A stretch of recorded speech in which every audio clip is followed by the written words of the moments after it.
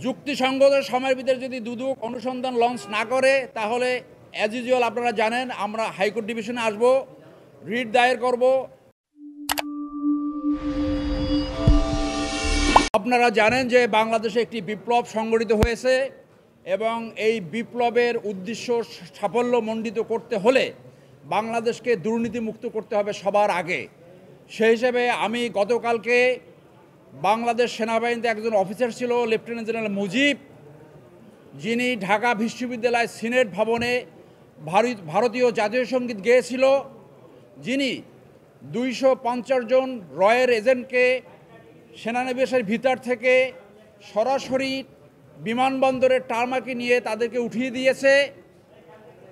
সেগুলোর বিচার অন্যভাবে হবে, কিন্তু আমি আপনাদের সামনে আসছি তার দুর্নীতির খতিয়ান নিয়ে। তার দুর্নীতির তালিকা অনেক লম্বা। আপনাদেরকে একটা কাগজ দিয়েছি, ওখানে দেখবেন একটা সিক্রেট রিপোর্টস আছে যেটা সামাজিক যোগাযোগের মাধ্যমে আমরা পেয়েছি। সেখানে বর্ণনা করা আছে তার নিউ ইয়র্কে 2টি বাড়ি রয়েছে।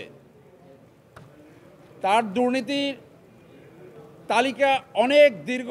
সেখানে নিউ ইয়র্কে, যেমনটা বলেছি, নিউ ইয়র্কে 2টি বাড়ি রয়েছে এবং উক্ত 2টি বাড়ি জন্য কমপক্ষে $2 মিলিয়ন, যা বাংলাদেশি টাকায় 250 কোটি টাকা পাচার করেছেন। পূর্বচাল সংলগ্ন এলাকায় 20 বিঘা জমি, যার বাজার মূল্য কমপক্ষে 50 কোটি টাকা। আর্মি গ্রিন সিটিতে 10টি প্লটের বুকিং দিয়েছে, যার প্রতিটির মূল্য 2.56 কোটি টাকা। এসিবিসি চত্বরে ঢাকা সেনানিবাস সংলগ্ন বিজে টাওয়ারে তার 9টি ফ্ল্যাট রয়েছে। ডিজিএসএসএফ থাকাকালীন পতিত শেখ হাসিনার সাথে দেখা করার জন্য প্রত্যেক বিজনেস পার্সনের কাছ থেকে কমপক্ষে 10 লক্ষ করে টাকা নিতেন। ব্যবসায়ীদের কাছ থেকে একাধিক গাড়ি উপর নিয়েছে।